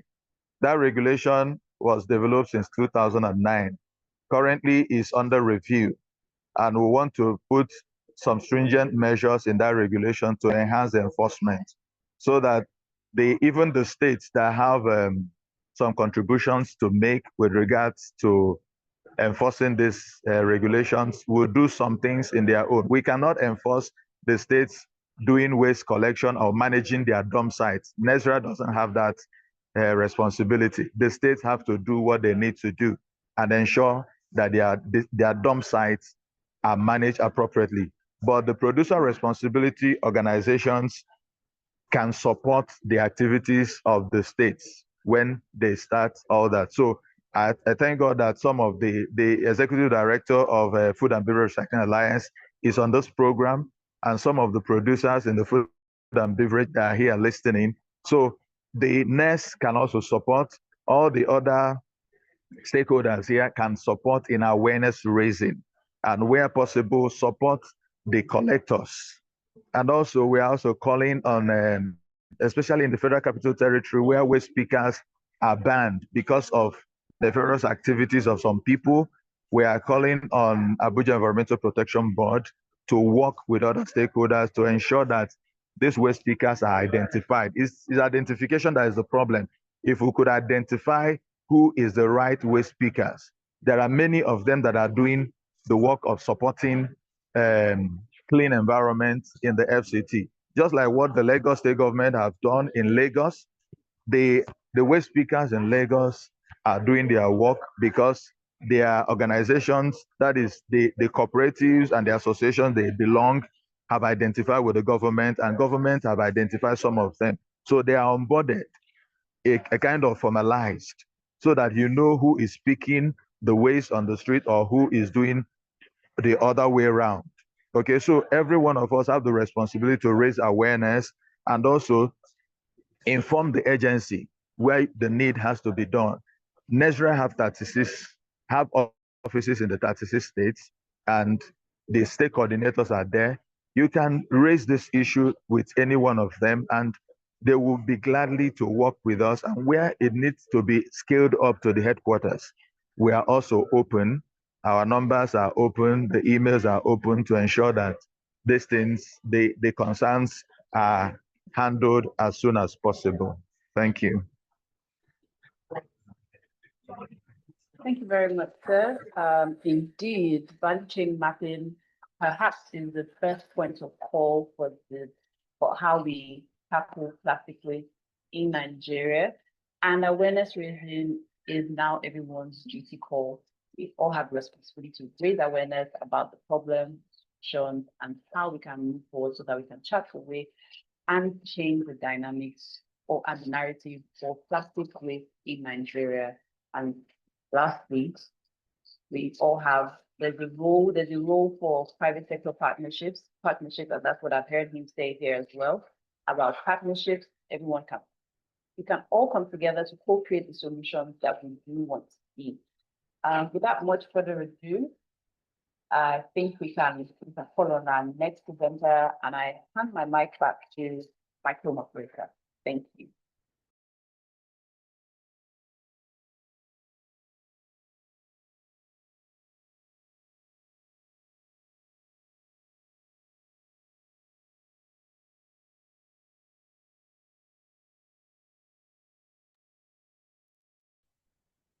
Okay, Mr. Dr. Victor, apologies.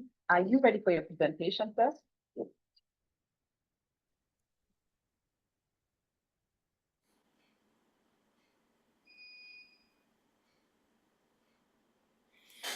Dr. Victor Hewene, please. Okay, it's ready. Awesome.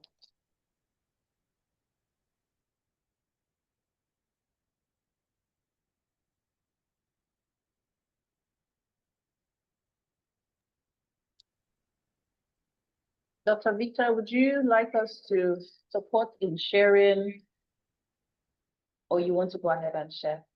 Floor is yours.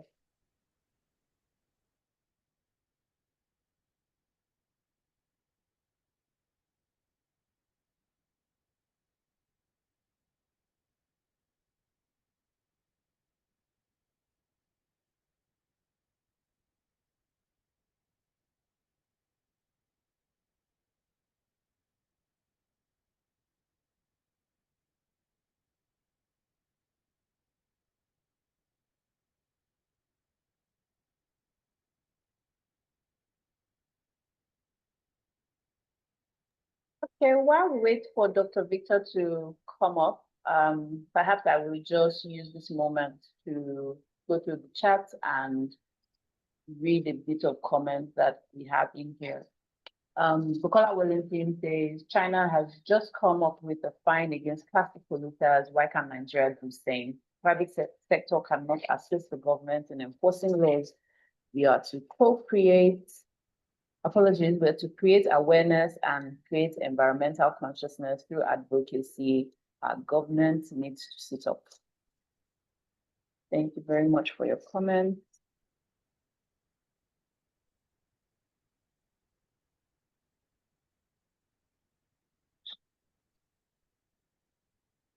Another participant right here, Terso EG. It's been wonderful joining this webinar. I'm really learning. I'd like to say that the first step towards awareness creation is by being practitioners of what we preach. It begins with us. If we live differently from others in terms of how we manage waste generated around our homes, the ambience around our home will be different, and others around us will be interested definitely. We should do it consciously. Thank you very much, Engineer EJ from Benue State. Next chapter.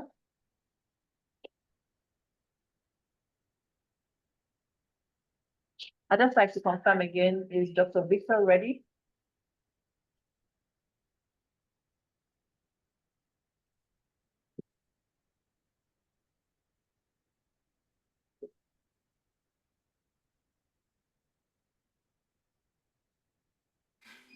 He's online and he's unmuted. I don't know what's going on.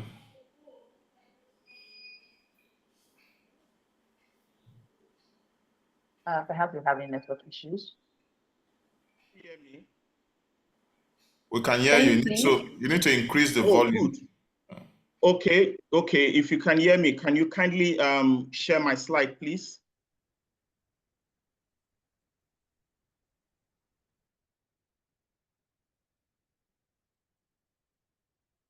Okay, good. Can you hear me? Yes, I can. Yes, we can hear you. Okay, good. Good evening, everyone. I feel honored to join others in appreciating the organizers of this webinar on World Environment Day for the opportunity to share my thoughts on transforming waste into wealth, especially in relation to ending plastic pollution. Next slide, please.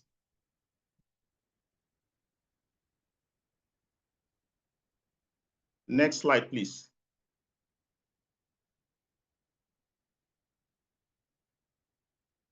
Okay. No, there's one other, you skipped one slide.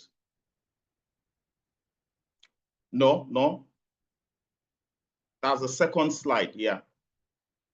There is one other one. Yeah, good. By way of introduction, it is important to note that many infectious diseases affecting both humans and aquatic animals stem from improper waste disposal. Therefore, addressing these issues has become a critical priority for government, NGOs, CXOs, industries, and communities worldwide. Furthermore, the Eco Waste to Wealth facility was established with a strong foundation in the core principles of circular economy, namely reduce, reuse, recycle, recover, if you like, rethink. Next slide, please.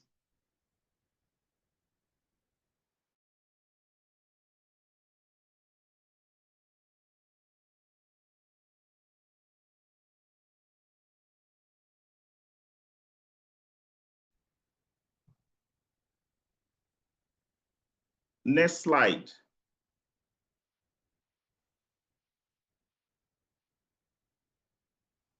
Mrs. Wande, good. The eco waste to wealth activities. No, please go back to the other slide. The previous one.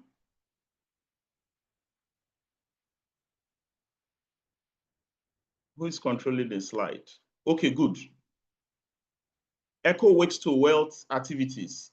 The eco waste to wealth business model operates in 3 distinct phases, namely verification and scaling, processing, which includes sorting and aggregation, and production resulting in flakes and bills, while verification involves the physical assessment of plastic materials to check for water, sand, stone, and the likes before scaling, as illustrated in plate 1 and 2. Processing consists of 2 key steps, sorting and aggregation. Other speakers have alluded to this. Of plastic materials, sorting involves separating plastic materials by color, size, and types, followed by aggregation, as depicted in plate 3 and 4. Plastic materials can be processed into flakes and bill. Plates 5, 7, 8 illustrate flakes materials, while plate 6 represents bill materials. Next slide, please. Next slide, please. Machinery. Plate 1 depicts a billing machine, while plate 2 represents a pelletizing machine. Plate 3 illustrates a crushing machine, followed by plate 4, which represents an agglomerating machine. Next slide, please. Next slide. Our products. We produce pencils, paper, flakes, and bill, as shown in the plates. Next slide.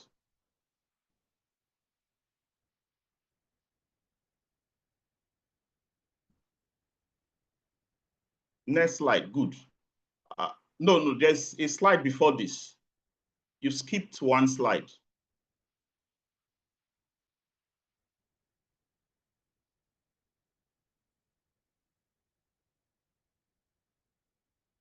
Okay. The driving key targets and incentives are initiatives aligned with broader societal goals, such as youth empowerment and training, resources efficiency and energy saving, environmental sustainability, crime reduction, and social inclusion, advancing the SDGs, such as directly contributing to the SDGs 1, 8, 11, 12, and 13. Next slide, please.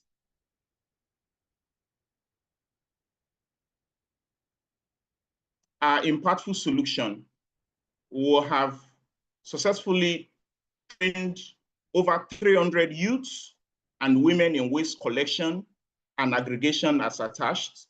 We've removed and processed over 5 million plastic waste items, thereby significantly reducing environmental pollution. We have established environmental clubs in higher institutions to promote sustainability awareness and action.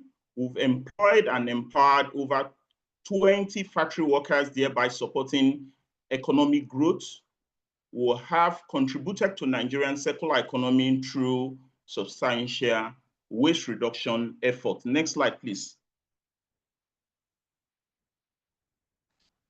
The images depict empowerment, training, and showcasing primary school pupils learning about the circular economy from an early age.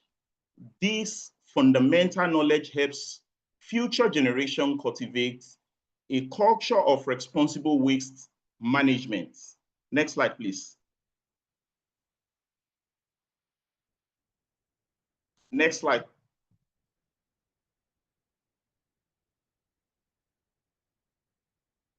Collaboration. University collaboration on sustainable plastic waste management. We'll have strategic collaboration and knowledge sharing with Igbinedion University on Igbinedion Circular Economy Club Fund. We'll have partnership with University of Benin, with the Green Campus Hub Fund. We'll have partnership with Nigerian Climate Innovation Center. We'll have partnership with Coca-Cola Foundation under the Circoplex project. We'll have partnership with the Genox Hub Global Initiative, as well as Bensi in Dahosa University. The plate depicts the signing of the MOUs. Next slide, please.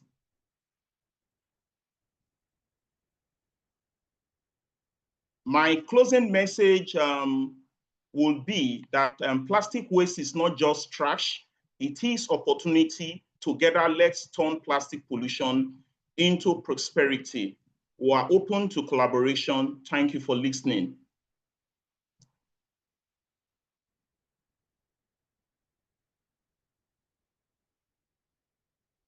Yeah, thank you so much for that insightful presentation on circular economy and how you are actually impacting even the younger generation for them to impact the culture of circular economy right from that age.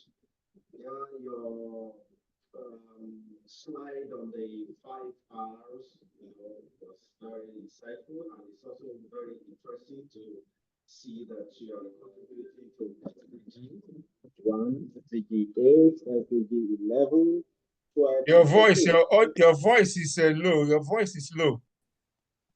Oh, okay. My voice is low. Is it better? Yes. Yes. Yes. It's better. Okay. Thank you so much, sir, for that insightful presentation. It's really, really, really an in-depth one, talking, highlighting the circular economy, the importance of circular economy as part of this discussion, and more importantly, what you are doing at the school level to ensure that the younger generation certainly imbibe the culture of circular economy. And I just said that your slide on the 5 R's, the recover, recycle, rethink, and others, was very, very, very, very apt and very relevant in this context. And I also mentioned your contribution to SDG 1, 8, 11, 12, and 13. And I want to add, I can see that I can confidently say you are also contributing to SDG 4, which is quality education, because you are also producing pencils and the likes, and you are engaging, training even the school children. Thank you so much for that, distinguished ladies and gentlemen. That will be the last presentation, but before we round up, we just want to ask our presenters maybe one parting shot in one sentence, 30 seconds, parting shots. May I humbly go back to the national president of NEST, one parting shot that the participants on the call can take away. Over to you, Mr. President, sir.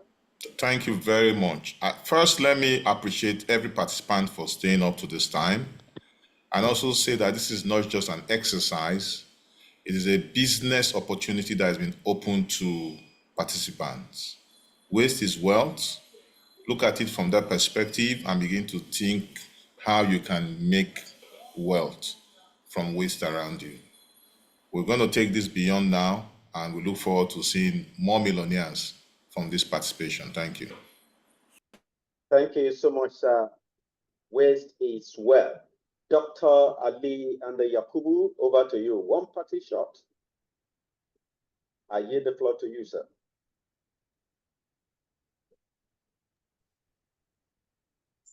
If Mrs. Good evening, everyone. Yes. Actually, the session has been so insightful, and I believe that by the grace of God, the lessons learned will be put to practice, because practice makes perfect. By the time we perfect the skills of waste management, we'll become wealthy for it. Thank you, and God bless you. Thank you so much, Dr. Yakubu of the North Central Chapter of NES. Mrs. Olakiton Oluwagui, Council Member of Institute of Environmental Practitioners of Nigeria. Over to you, your parting shot, ma'am. Waste management is a collective responsibility. I have to do my part, you have to do your part. Let's all endeavor to do our best and hold the government accountable for its job. Thank you. Great is all our responsibility. May I call on the waste recycler of Edo State, South, Dr. Ayman Iwema Victor. Dr. Victor, you have the floor. Yeah, can you hear me? Can you all hear me? Clearly, sir. Yes, recycling does not really address plastic pollution, since recycled plastic is properly disposed of, whereas plastic pollution comes from improper disposal of waste. Thank you. Thank you so much. I hope I'm still very audible. Dr. Jerry Eduzuka, waste management expert from Delta State. And by the way, you recommended, one of your recommendations was talking about setting up a revolving clean Delta fund. And I want to substitute Delta for Nigeria.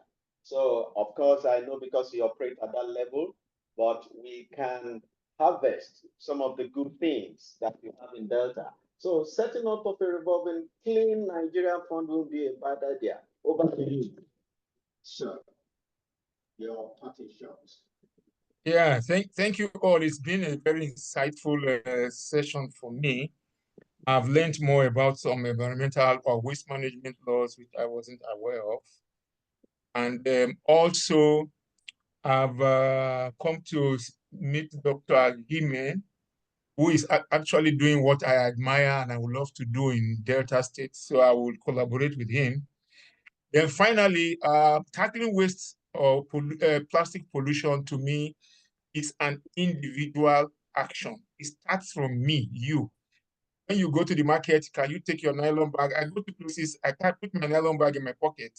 I buy it, I take it home, I remove the items, I keep it. Next time I go back. So all of us at our individual level have a role to play to make good use of the plastics and to also dispose them well. Thank you very much.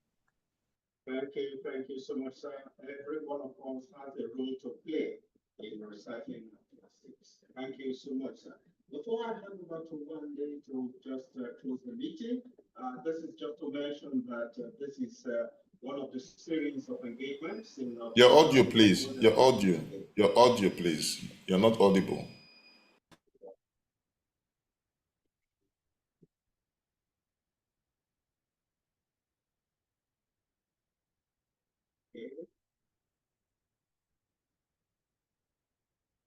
Hello. Better, it's better. Hello. It's better, thank you. We can hear you. It's better now.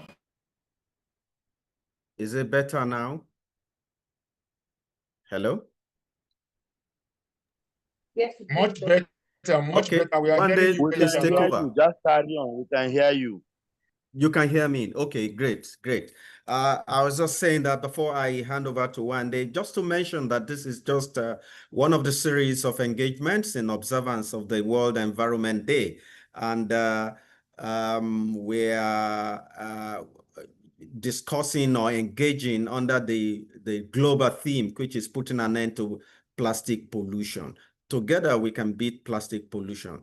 And this is proudly put together by very distinguished organization, the IHS, NES, the UN in Nigeria, of course, comprising of UNIDO, UNDP, and UNIC in the context of the World Environment Day. We have WEDex, Sterling One Foundation. Thank you so much. So over to you, Wande, to formally close the meeting. Thank you very much, Dr. Shurabiko. Just as he said, thank you to all our sponsors and partners. We have had or we're still having a good event because of you. And just to highlight that the in-person events in commemoration of World Environment Day event will be on June 13th at the UN House in Abuja, and you're all welcome. Please follow us on all our social media pages at Green Up Africa to stay informed of new developments. I just want to say a huge thank you again to all our partners and to the audience for staying till this time. And till next time, goodbye.